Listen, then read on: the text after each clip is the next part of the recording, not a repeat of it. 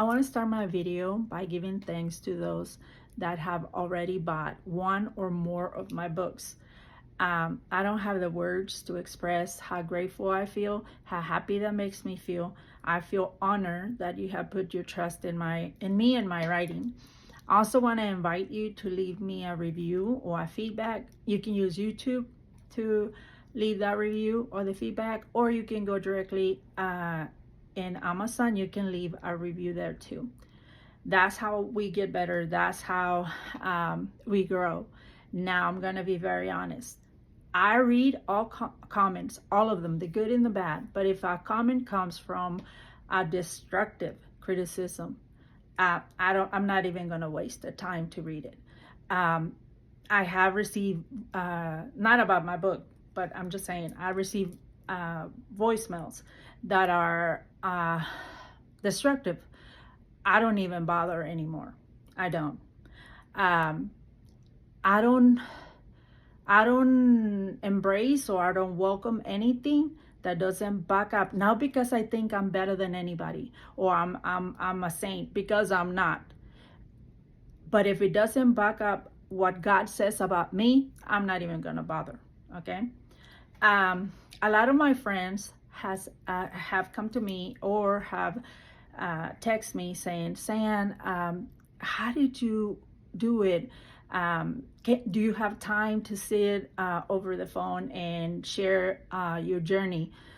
For those that have asked, I don't know if you have listened to all my videos here on YouTube, but in the videos in the past, I have shared the process, like the things that helped me and what I had to go through and what I had to do and how I connected with God and how God guided me through the whole process. So I invite you, if you haven't, to go back to the first video and just follow my journey there. Why? Not because I don't value your friendship. No, I don't have time. I don't know if you know, but I still have my business of the cleaning service. I come home and I have Carmen. Carmen's only 12, so she needs me. Then I have my home and my family, my husband. And on top of that, my publishing company, I don't know so far how many books I've sold so far, but my publishing company is happy with how my book is moving and wants my second book by the end of this month. By the end of this year. So I'm working on that too. So it's not that I don't want to make the time for my friends. I value all of you. It's just that you have to understand that I am stretched thin right now.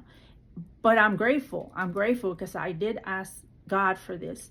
I'm ready for this. I just feel it. I mean, it just flows so easily. The time, if the book, the first book, I felt when I would sit down and write, that was my, like, how do I put it? You sit in and write and you start doing it and you recognize this is what you were born to do. This is my calling. Well, now this second book, man, it's mind blowing. The other book, it took me years to collect all the information. So, I mean, I think I shared with you, it started in 2009. This book is just effortless coming to me. I love it. It's just time consuming. I know I have a video where I talked about the time that my husband told me about the importance of budgeting my time, that we all get the same hours. Is all about that, juggling the hours, make sure that I'm committed, make sure that I have the discipline to write at least a certain amount of pages a day and be done by a certain time. So my husband has also time to edit that book so it could be ready for December. So don't take it bad. Don't take it that I don't care about you, I don't love you, because you know I do. What I can tell you in this video really quick is that I have come to understand that unless you heal yourself, and I know a lot of people don't even want to hear me say heal the inner child, but unless you heal your inner child, it's gonna be, I don't know, I'm not God. It's gonna be almost impossible to find the way to your calling until you recognize that you don't have to look outside for answers, but you're gonna have to take a deep dive within and get rid of all that is not of God. Heal all the trauma, all the past hurts and pains. Forgive those that cause all the pain in your life. Let them go. Oh my God, that was the hardest. God, work with me. Open your hands and just let them go. And you think it's really, really hard. You think your life is coming to an end if you, for example, if it's your parents that you've been programmed. Let's put it that way. Programmed to believe that they're gonna be with you, and for whatever reason, you just feel that you have to move forward without them. When you do, and I'm not saying that everybody is the same, I'm just telling you my story. When you are obedient to what God wants you to let go, you work on the stuff that God gives you to work. You let go of the ones that no longer are lifting you up or making you a better person or making you grow. They're toxic or they're hurt.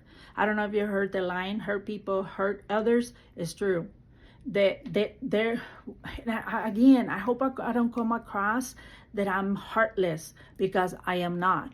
What I am is I now know I'm a child of God. I can care less what other people think about me.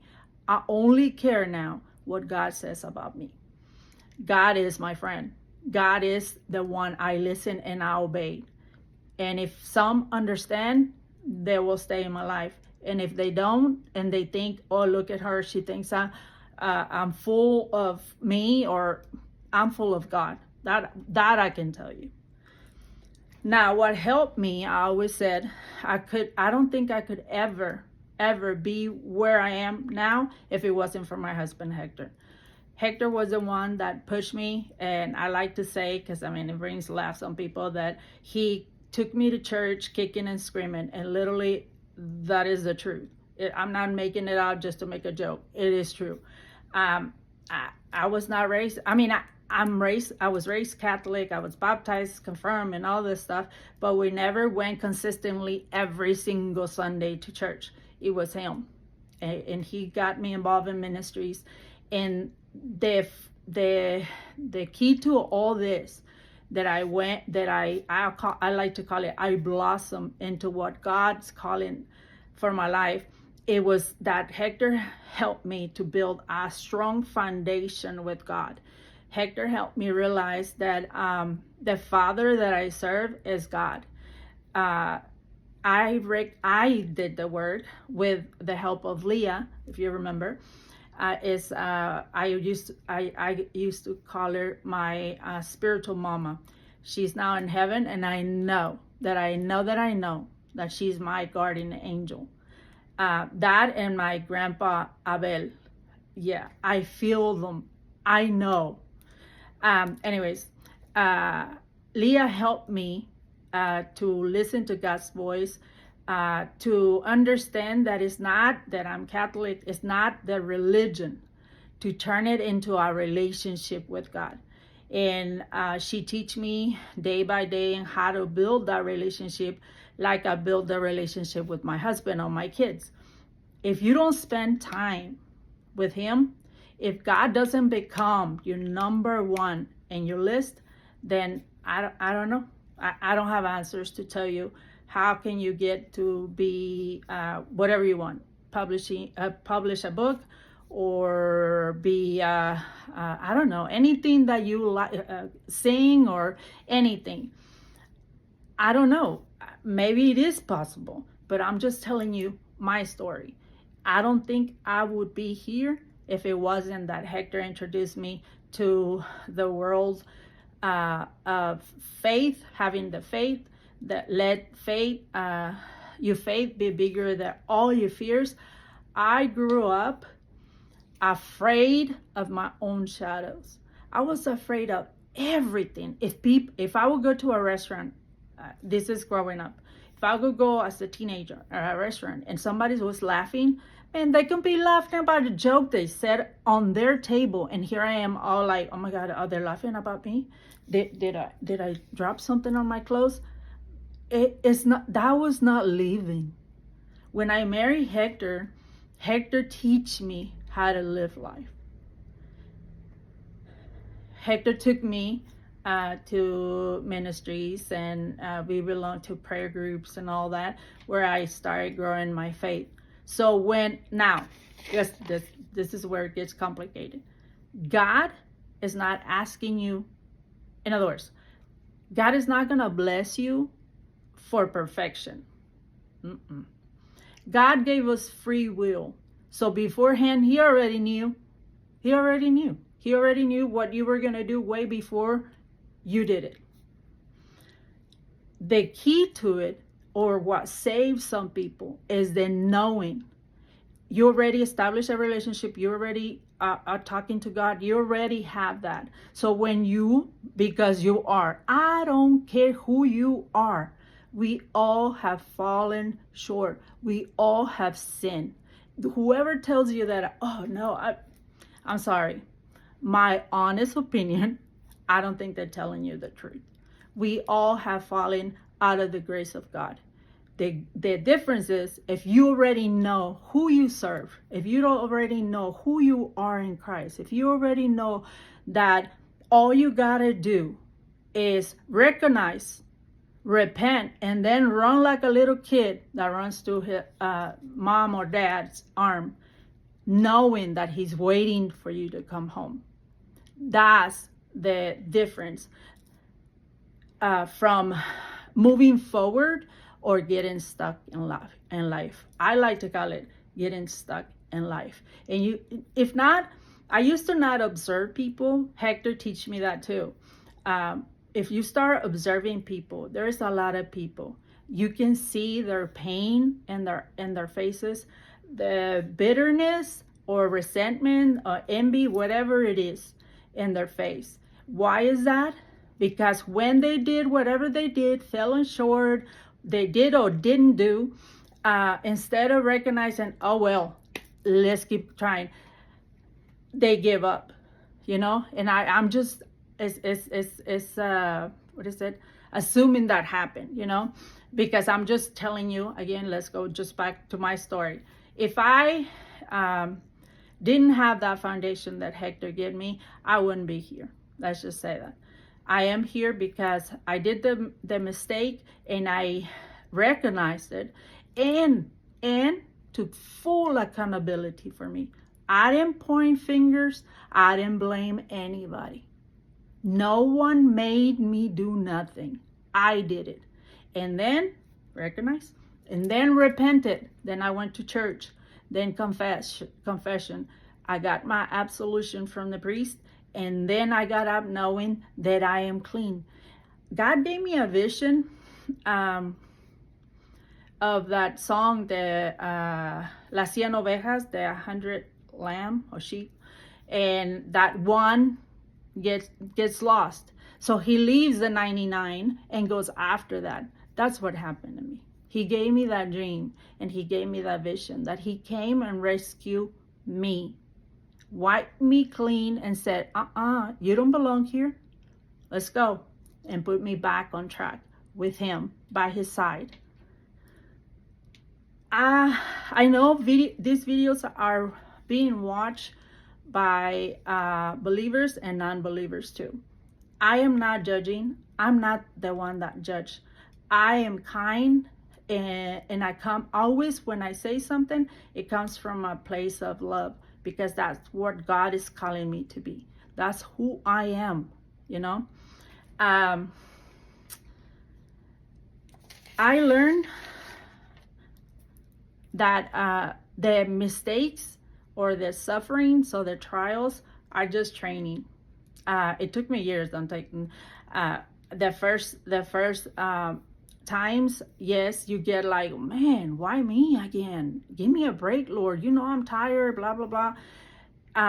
It wasn't until you hit rock bottom that he told me, you are a rare flower that blossom in the darkness. Get up. And so from that moment, it's like he removed that blindfold, so whatever the people said, like what you couldn't. I started seeing everything in a different perspective. Everything's so clear, and the why of all of it. That's when I understood that the sufferings that we embrace in life, they just there to train you. That you're supposed to ask God, what am I supposed to learn from this, Lord? And that they're tests. They're tests that it's like a video game. They're tests that you're supposed to pass to get to the next level. And then there comes another test, another training, another learning experience, and you have to pass it. And like that, you keep moving up until you pass the video game, till you get to the final destination. You don't want to get stuck. That's all I'm going to say. You don't want to get stuck because you don't want to grow and be an old woman or an old man, bitter and hurt and sitting in pain. Because then if you do, you're going to end up all by yourself. Why do I say that? Because you're going to be a person that is with their words and action are not going to come from a place of love like God calls us to be, but from a place of pain. And so then you're going to push everybody away. The reason that I always question this, and not question because I'm grateful. And God knows that me and Hector have put the intense work on our children, but I'm like, my children always want to be with us. And I see other people complain about their kids don't want to spend time with them, or they don't want to come visit, or this and that. And my kids want to come visit. And Daniel, my middle one, he's here every Saturday with me, with my babies. What a blessing that is for me to enjoy my grandbabies. Other people see it as more work. I see it as what a blessing. But I think that the reason is too that God blessed us with Hector. Hector is the head of this home, and Hector took the kids too, kicking and screaming that they didn't want to wake up because Hector liked to go to the 8 a.m. mass. Imagine that with the kids. And he gave us this foundation. Hector is like Sophia told them, because I was talking to Sophia, because Sophia is my oldest granddaughter. She calls us my big family. When we go to Galveston, the whole family, we're like right now 11, we all go. And she's like, I love my big family, Grandma. How come we don't stay and live here together all the time? And like, well, we can, Sophia, but be grateful that Grandpa. And so I started explaining her. See, another thing that I'm passionate about is kids. Kids, don't underestimate kids. Kids are very smart, and it's our job to feed those kids. It's our job to walk with them and build that bridge of communication, that when they're teenagers and you want to know what they're into and you want to talk to them, you have that bridge of communication to talk to them.